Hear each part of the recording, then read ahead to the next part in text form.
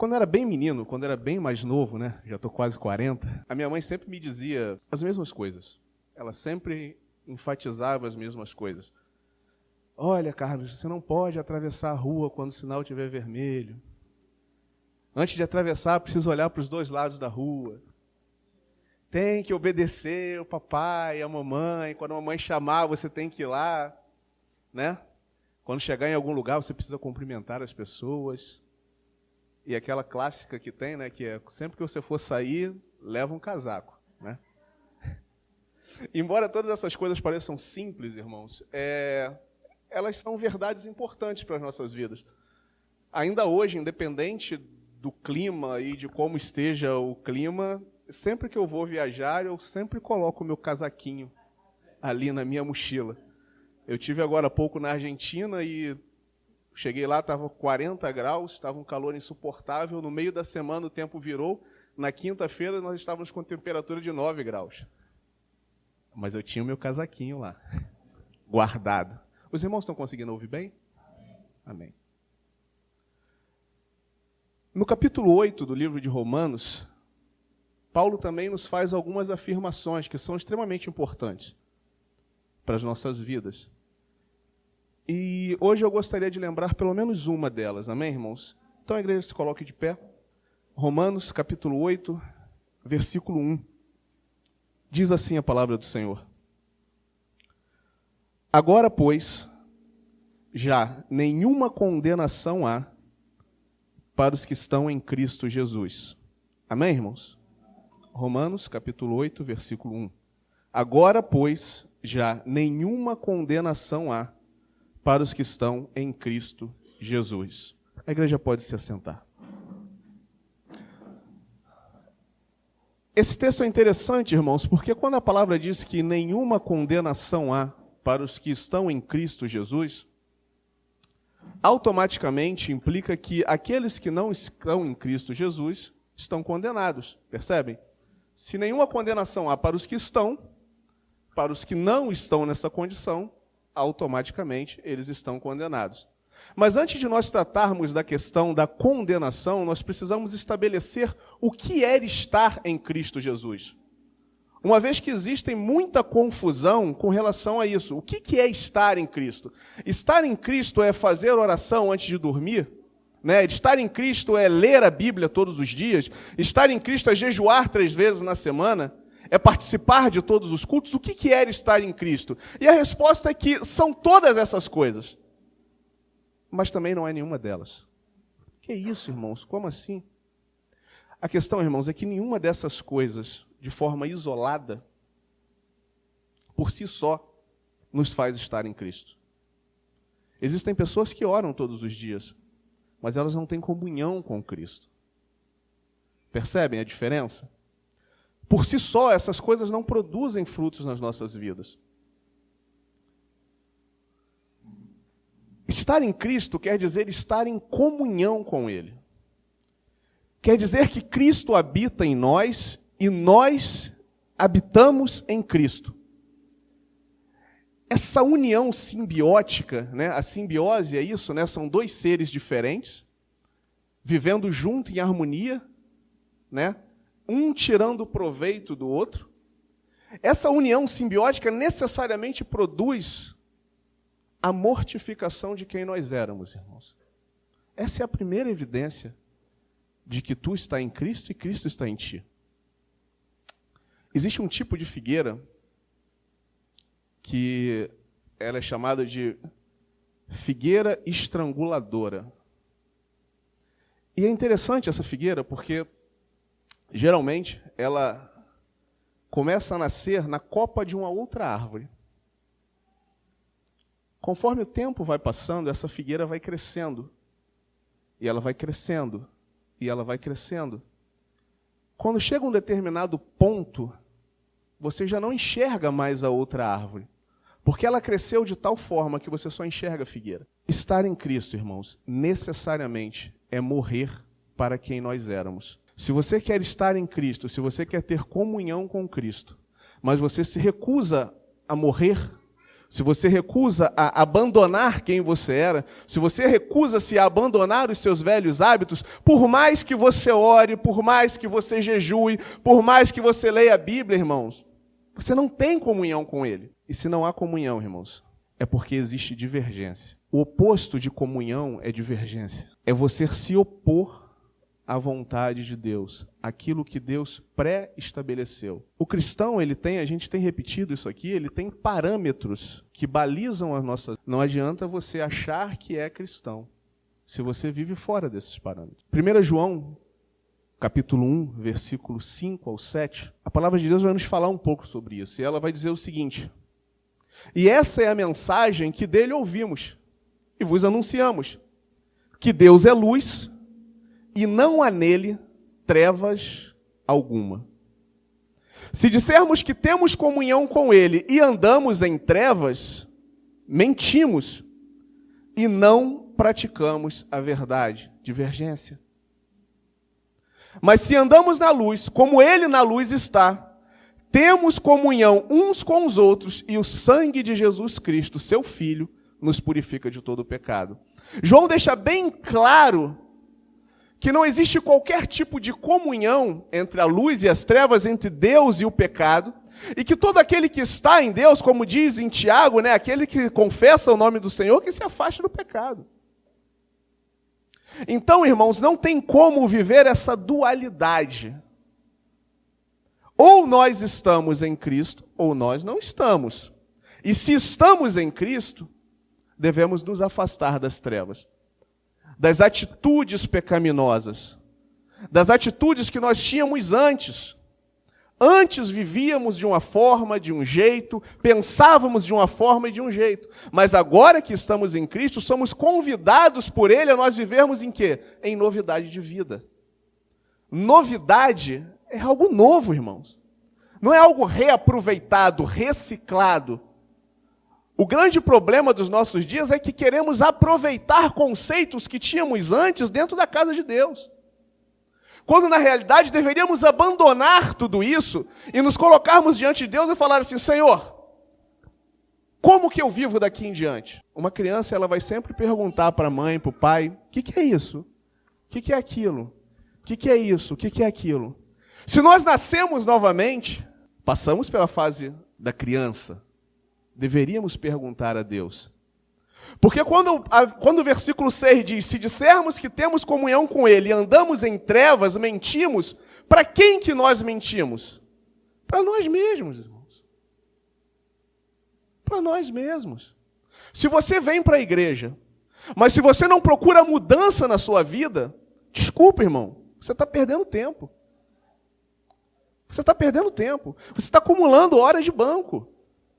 O propósito de virmos aqui não é acumular horas. O propósito de virmos aqui é crescermos espiritualmente, aprendermos, galgarmos os degraus para alcançarmos a maturidade espiritual. Não é mais um dia de culto. É um dia em que viemos aqui para aprender um pouco mais de Deus. 2 Timóteo, capítulo 2, versículo 19, vai nos dizer o seguinte: todavia o fundamento de Deus fica firme, tendo este selo: o Senhor conhece os que são seus, e qualquer que profere o nome de Cristo, aparte-se da iniquidade.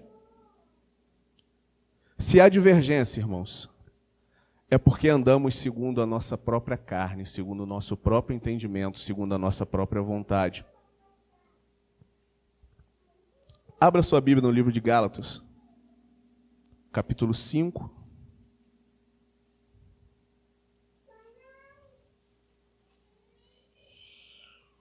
Gálatas, capítulo 5.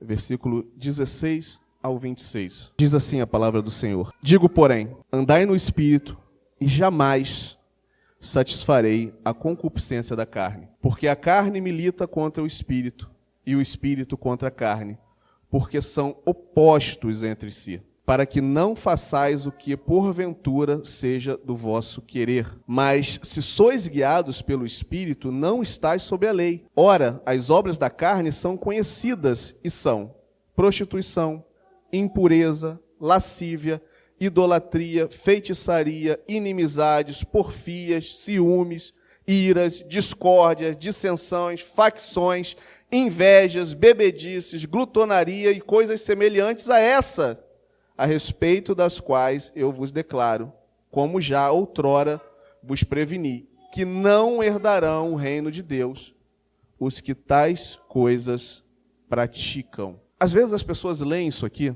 e falam assim, mas irmão, dessa lista aí eu não estou praticando nenhuma delas. Mas de vez em quando a Val está em casa, quando ela chega, eu deixo ela trancada do lado de fora. Mas não está aqui na lista, não trancará a sua mulher do lado de fora de casa. A questão, irmãos, é que a lista não é exaustiva, por isso que ele fala ali, e coisas semelhantes a essa. Coisas semelhantes a essas. Tudo quanto não vem do Espírito, que não é testificado pelo Espírito, é pecado e é obra da carne.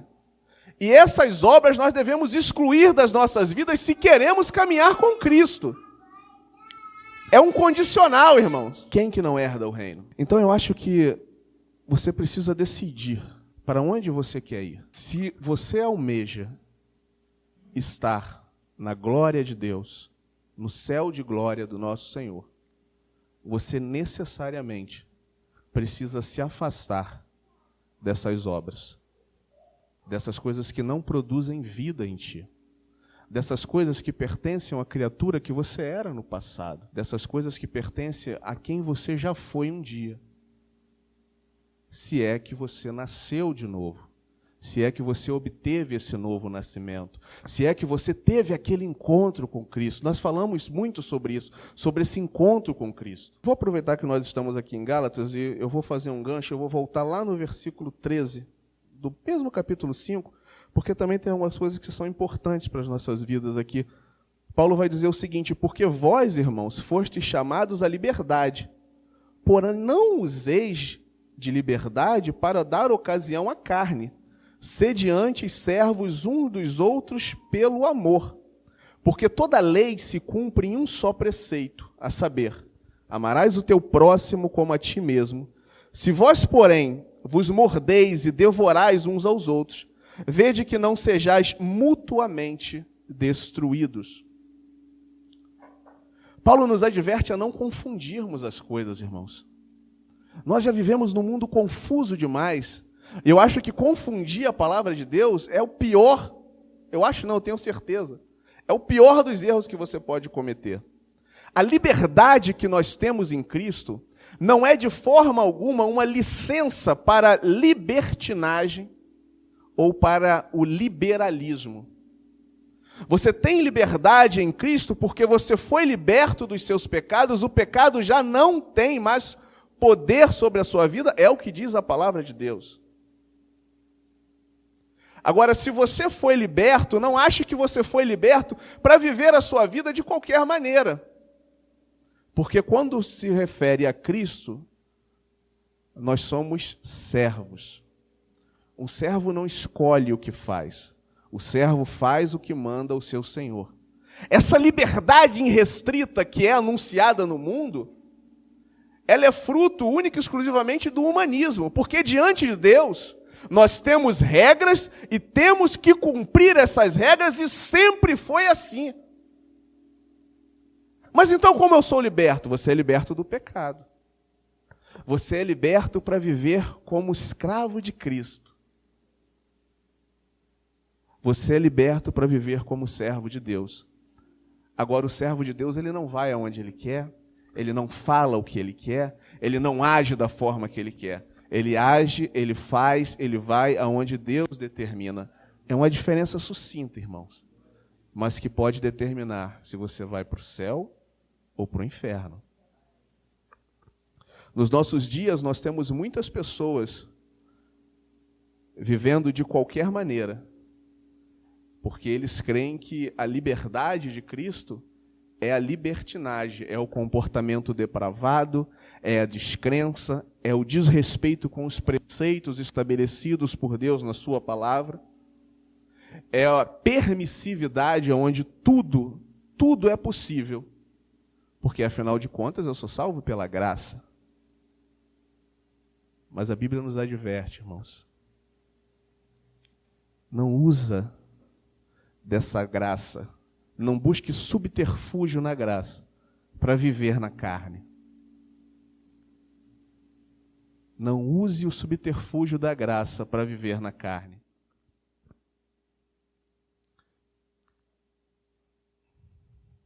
É um grande erro. É um grande erro achar que Deus está indiferente às nossas atitudes erradas. Ah, mas eu fui ali, discuti com o meu vizinho, peguei um pedaço de madeira, desci a mamona nele, não caiu fogo do céu em cima de mim, Deus me perdoa. Irmãos, está bem claro no versículo 14, amarás o teu próximo como a ti mesmo. E aí, quando a gente fala amarás o teu próximo como a ti mesmo, a gente tem o costume de pegar e pensar da seguinte forma: se eu gostaria de ser tratado dessa forma, então não tem problema. Só que a questão não é sobre você. Não é se eu gostaria de ser tratado dessa forma. É, se eu fosse você, eu gostaria de ser tratado dessa forma, entendendo a sua composição, a forma como você age, as suas fragilidades, o jeito, as suas dificuldades. Será que se eu me colocasse no seu lugar e eu fosse você e você fosse eu, será que eu ia querer ser tratado da mesma forma? A questão é essa, irmãos. A questão é você tirar o eu dali da frente e colocar o seu irmão em primeiro lugar e analisar aquilo que você está fazendo na vida dele. Porque, amados, Cristo morreu por amor dele. Você trata essa pessoa de qualquer maneira, como que você age dessa forma, e como que você ainda se julga servo de Deus dessa forma, irmãos. Amado, por que não cai um fogo do céu em cima de ti, que você não vai passar pela condenação naquele grande dia, porque Deus há de julgar todas as coisas, porque a Deus pertence o juízo. Irmãos, e aquilo que o homem plantar, isso ceifará. É lei de Deus. Deus perdoa, irmãos? Perdoa. Claro que Deus perdoa. Mas aquilo que o homem plantar, isso ceifará. Então quer dizer que Deus perdoa o traficante que está ali matando e roubando? Perdoa. Mas ele vai para a cadeia, ele vai ser perseguido. Se o cara da facção, o rival, encontrar com ele num shopping, num dia de domingo, você não pense que ele não vai ser ferido ou alguma coisa do tipo, porque aquilo que o homem planta, isso ele colhe, irmãos. Não acumule sobre a tua vida problemas e dificuldades. Viva pela graça de Deus e pelos frutos do Espírito Santo. Os frutos da carne, irmão, nós devemos ojeriza, nós devemos odiar, nós devemos identificar e pedir a Deus que tire das nossas vidas. Mas os frutos do Espírito, esse é que nós temos que cultivar. Mas tem pessoas que dão mais importância aos frutos da carne, porque esse é o meu jeito, é como eu aprendi a viver, é como eu aprendi com meu pai, tataravô. Não! Esqueça isso. Porque agora você teve um novo nascimento. Agora tem um pai verdadeiro, e ele diz o seguinte: ama ao teu próximo como a ti mesmo. É a palavra de Deus, não sou eu que estou dizendo, é Deus quem diz para nós. Capítulo 6 de Gálatas, versículos 7 e 8. Não vos enganeis, de Deus não se zomba, pois aquilo que o homem semear, isso também ceifará. Porque o que semeia para a sua própria carne, da carne colherá corrupção. Mas o que semeia para o Espírito, do Espírito colherá a vida eterna. É uma escolha, irmão. O ato de semear é uma atitude sua. O agente sou eu quem semeio. O que a Bíblia está dizendo é que eu escolho em determinado momento da minha vida alimentar a minha natureza terrena e satisfazer as minhas concupiscências. Nós estudamos aqui de manhã cedo, não abafeis o Espírito Santo de Deus. O Espírito clama dentro de ti, o Espírito fala: não faça isso, não haja dessa forma, não faça desse jeito, não é esse o caminho, mas eu escolho semear a carne, alimentar a maldade do coração humano, pelo prazer dessa vida, pela necessidade de me impor ao outro, pela necessidade de me mostrar a alguém, pela necessidade de me mostrar superior, pela necessidade de satisfazer o meu ego. O que você tem semeado, meu irmão? O que nós temos semeado dentro das nossas famílias, irmãos? Mas por que a família família é a base de todas as coisas. A sociedade está da forma que está porque a família se perdeu. Todo laço de convivência, de relacionamento é criado primeiramente dentro da família. As primeiras pessoas com quem você interage na sua vida são a sua família. Se do berço já começa errado, irmãos, muito provavelmente vai terminar errado. Mas Cristo está aqui dizendo para ti, não alimente esses frutos. Alimente os frutos do Espírito, que trazem vida, que geram renovação. Louvado seja o nome do Senhor.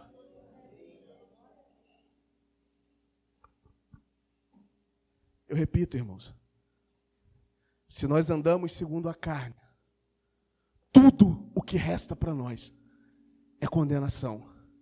Mas por que tudo que nos resta é condenação? Porque andar na carne é ter amizade com o mundo. E quem é amigo do mundo, automaticamente se torna inimigo de Deus. Tiago 4,4. Mas eu oro com fé todos os dias, pastor.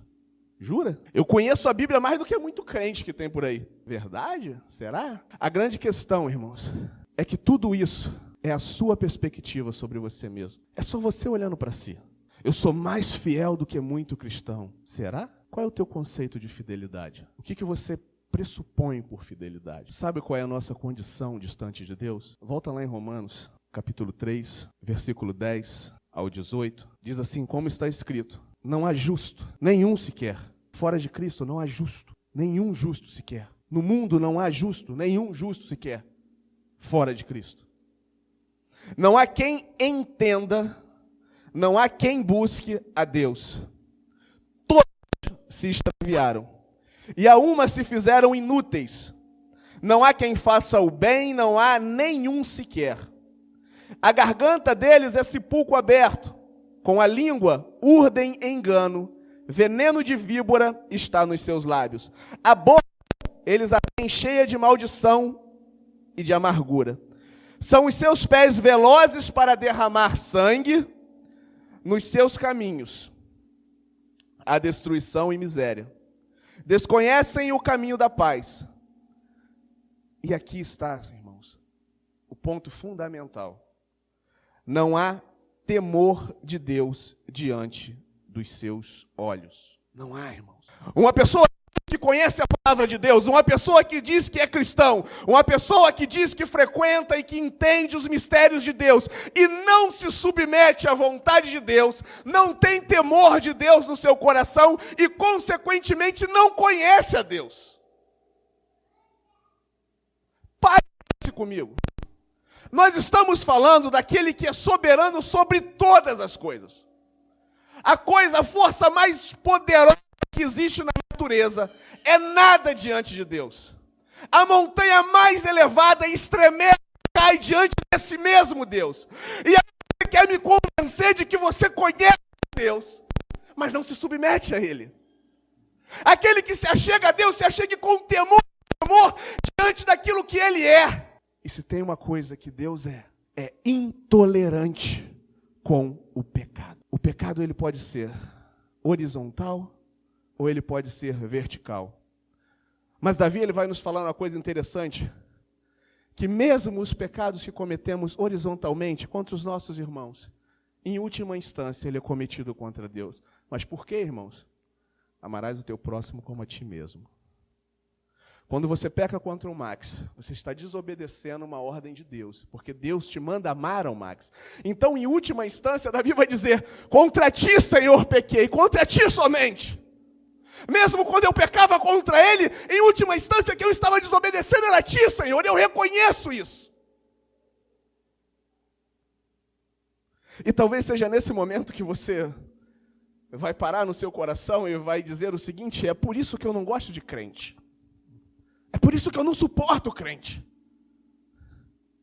Quer dizer que todos têm pecado. E vocês não têm? Longe disso, irmão. 1 João, capítulo 1, versículo 8 ao 9. Se dissermos que não temos pecado, enganamo-nos a nós mesmos, e não há verdade em nós. Só que tem o versículo 9. Se confessarmos os nossos pecados, Ele é fiel e justo, para nos perdoar os pecados e nos purificar de toda injustiça. A diferença, irmãos, é que um dia Deus nos mostrou, Romanos 3, 10 ao 18. Nós vimos a nossa culpabilidade diante de Deus. E nós conhecemos a nossa culpa. E então nós fizemos isso que está em 1 João capítulo 1, versículo 8 e 9. Nós confessamos diante dele os nossos pecados.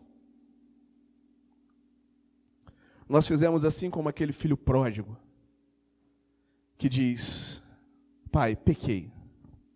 Pequei contra o céu e diante de ti, já não sou digno de ser chamado de teu filho. Trata-me pelo menos aí como um dos seus serviçais. Quando nos rendemos diante deles, irmãos, quando nos rendemos diante dele, ele nos justifica. O que quer dizer isso, irmãos? Isso quer dizer que nós não somos salvos por conta dos nossos atos de justiça. Nós somos salvos por conta do ato de justiça praticado por ele naquela cruz. Talvez você ainda não tenha compreendido isso. Mas é como se nós fôssemos em um restaurante. Pense no restaurante mais caro que você conhece. Aquele restaurante que você sempre teve vontade de ir, mas você nunca teve condições, mas um dia você acabou de receber o 13º e você olha e você fala: hoje eu vou comer naquele restaurante. E então, todo cheio de alegria, você entrou naquele restaurante e você começou a pedir lagosta, camarão, caviar. Nunca comi isso, eu quero comer agora, eu quero pedir caviar. E você pediu a sobremesa. E você se alimentou, e você estava feliz, e de repente você fala: traz a conta. Traz a conta porque eu vou quitar a minha conta, e agora eu vou embora, e de repente o garçom chega com a conta para você, e você olha: perfeito, está dentro do meu orçamento, eu consigo pagar isso. E aí você coloca a mão no bolso, e você percebe que você está sem a sua carteira. E aí o garçom já começa a ligar para a polícia está chegando, e todo aquele cenário está montado, todas as pessoas olhando para você, e você se sente envergonhado. Porque você sabe que você não tem condições de pagar aquilo. E quando de repente um homem chega do nada e bate no seu ombro e fala: amigo, já está pago. Eu paguei essa conta por você. E aí você, no ímpeto da sua vontade, quer agradecer a ele. E você fala: olha, eu vou te dar um dinheiro. E você lembra. Você lembra que você não tinha recurso para pagar aquela dívida. E a coisa que você pode fazer para aquele homem é se tornar grato a ele. Essa tem que ser a sua atitude diante de Deus, diante de Cristo. Porque você não tinha a menor condição de pagar a súmula da dívida que pesava sobre ti. Mas ele diz lá na cruz do Calvário: está consumado. Está pago. Ele não precisava pagar. Eu sei, irmãos, que é difícil. É difícil para você, é difícil para a tua vida, é difícil para mim, irmão. A gente passa por luta, por tribulação. A gente passa por dificuldade, mas a gente permanece andando, irmãos, porque nós precisamos frutificar. Não importa se é 30, se é 70, se é 100 por um, dê o seu melhor, se esforce. Se esforce porque Ele morreu por amor de ti, irmãos. É muito difícil para mim, irmãos. A minha vida não é fácil. Eu passo por lutas, por dificuldades, eu passo por lutas com os meus filhos, eu passo por lutas no meu trabalho, mas eu preciso estar falando do amor de Deus, porque eu tenho uma coisa certa na minha vida, irmãos, que para trás não se olha, para trás não se volta, é para frente que nós caminhamos. Só existe a frente, só existe o alto, só existe a glória de Deus, e a Ele toda a honra e toda a glória. São coisas simples, irmãos, é uma mensagem simples. Mas quantas vezes nos esquecemos? Quantas vezes nos apequenamos diante dos problemas como se não houvesse Deus? Não faça isso, meu amado. Continue seguindo firme, porque a dívida foi paga. Romanos capítulo 5 diz o seguinte, e é por isso que nós permanecemos e seguimos, por conta disso que está escrito aqui: justificados, pois, mediante a fé, temos paz com Deus, por meio de nosso Senhor Jesus Cristo. Por intermédio de quem obtivemos igualmente acesso, pela fé, a essa graça na qual estamos firmes e gloriamo-nos na esperança da glória de Deus. E não só isso, mas também nos gloriamos nas próprias tribulações, sabendo que a tribulação, irmãos, produz a perseverança, e a perseverança produz a experiência com Deus, e a experiência, esperança. Ora, a esperança não confunde, porque o amor de Deus é derramado em nossos corações pelo Espírito Santo, que nos foi outorgado. Porque Cristo, quando nós ainda éramos fracos, morreu a seu tempo pelos ímpios. Dificilmente alguém morreria por um justo, pois poderá ser que pelo bom alguém se anime a morrer.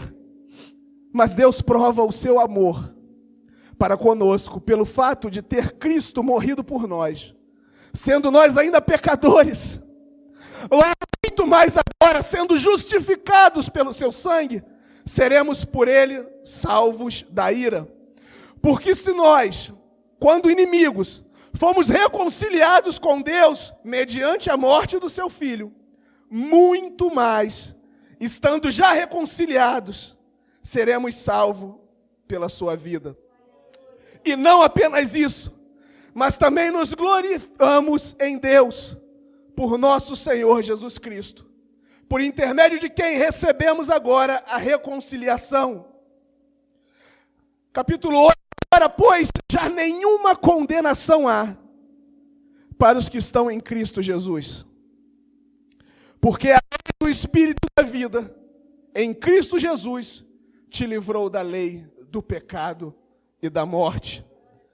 Versículo 18, porque para mim tenho por certo que os sofrimentos do tempo presente não podem ser comparados com a glória a ser revelada em nós. Versículo 28.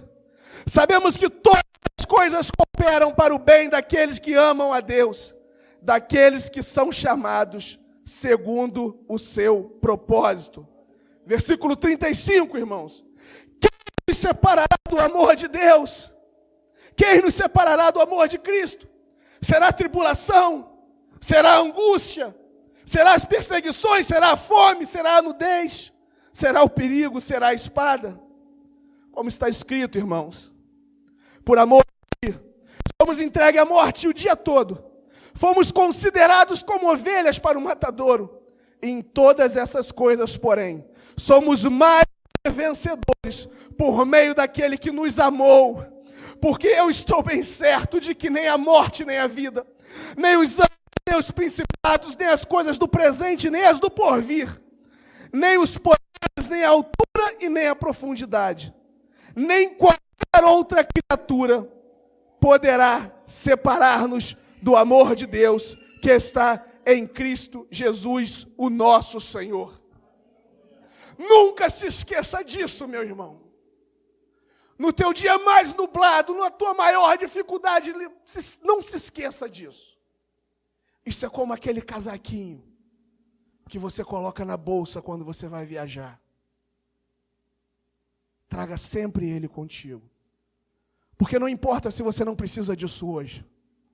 Com certeza amanhã você vai precisar. Então o que eu vim fazer aqui hoje, irmão? Eu vim aqui hoje somente para dizer as mesmas coisas. Assim como a minha mãe fazia quando eu era criança. Para nós que somos crentes, eu quero lembrar que devemos andar segundo o Espírito e não segundo a carne. Que não somos justos por natureza, mas fomos tornados justos. Não por algo que tenhamos feito, mas por aquilo que Ele fez. Somos vasos de barro, que por si só não tem valor ou serventia alguma. E que todo o nosso valor está no Espírito Santo de Deus que é depositado em nossos corações, e é isso que te torna especial. E para você que ainda não é cristão, para você que se acha cristão e não é importante lembrar que, embora o mundo esteja debaixo da condenação do pecado, existe salvação em Cristo Jesus. Ele é o caminho, a verdade e a vida. Ele diz que aquele que se achega a Ele, de forma alguma Ele lançará fora. Entregue verdadeiramente a sua vida a Cristo. Como diz no Salmo 37, no versículo 5. Entrega o teu caminho ao Senhor. Confia nele. E tudo Ele fará. A igreja se coloque de pé em nome de Jesus. Amado Deus e eterno Pai, Senhor, no nome santo de Jesus Cristo, teu Filho amado, nós nos colocamos na Tua presença, Senhor, e nós agradecemos a Ti por tão maravilhosa salvação. Mas, Senhor, ajuda-nos a caminhar, meu Deus. Porque às vezes, Senhor, ondas nos sobrevêm e parecem tirar o nosso fôlego, ó Deus. Às vezes não encontramos, Senhor, fôlego para respirar e parece que vamos nos afogar, meu Pai.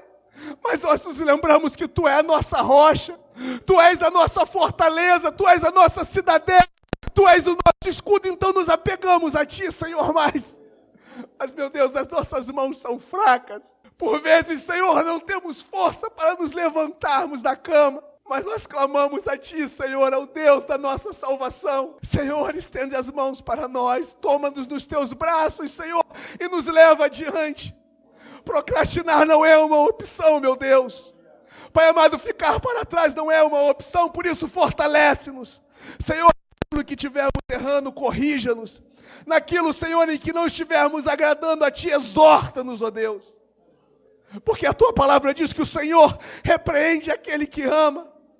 Mas, Senhor, não nos permitas vivermos na nossa ignorância, no nosso egoísmo, nas nossas presunções, Senhor, porque não somos nada.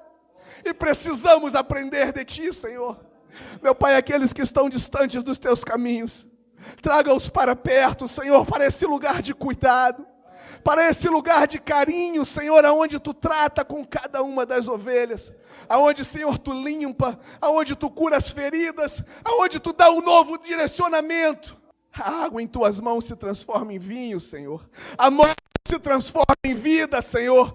O desespero se transforma em alegria, porque tudo se transforma diante daquele que criou todas as coisas. Transforme as nossas vidas, ó Deus, de forma que quando o mundo olhar para nós, sejamos vistos como servos de Deus. É o que nós Te pedimos, ó Deus. Pai amado, abençoa a nossa semana. Faça frutificar a Tua palavra em nossos corações. Caminha conosco, Senhor, aonde quer que estejamos, ó Pai, seja no nosso trabalho, seja no nosso lar. Pai amado, seja nos nossos afazeres, esteja conosco, Senhor. Porque se ficarmos sozinhos só por um segundo, Senhor, pereceremos. Mas caminha conosco, livra-nos do homem sanguinário, Senhor. Livra-nos, Senhor, dos intentos do inimigo, meu Pai, e nos faça prosperar em conhecer a Ti, meu Pai. É o que nós Te pedimos, no nome santo do Senhor Jesus.